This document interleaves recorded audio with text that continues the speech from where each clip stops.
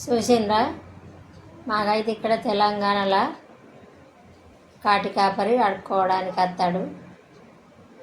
మనం ఎంతో ఉన్నంత కొంచెం ఇస్తే మంచిగా దీవెనలు ఆశీర్వాదం ఇచ్చిపోతాడు అన్ని దేవుళ్ళని తలిచి. మా తెలంగాణలో అయితే అదో సాంప్రదాయం. ఖచ్చితంగా సంవత్సరానికి ఒకసారి వస్తారు.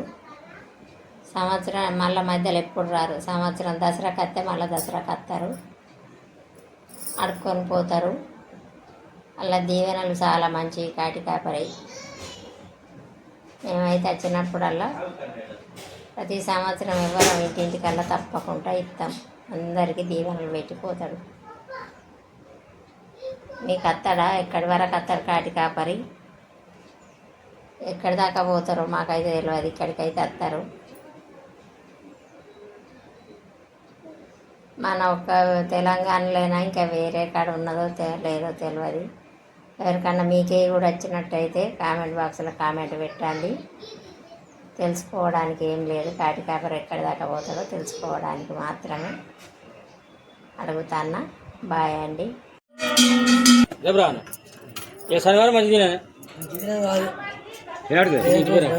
జనగామూళ్ళు భూమయ్య అక్క దసరా పండుగ అయితే ఖర్చు ఎక్కువ అయితే సప్లకుండా ఇప్పుడు నీ మంచి నీ మంచి హరో హర పాటి వెలగలి ఊరివాసాలు ఉన్న మదనే కొడుకులు కోడలు కోటి సంపద కలిగి నడిపెట్టగా సంపద కలిగి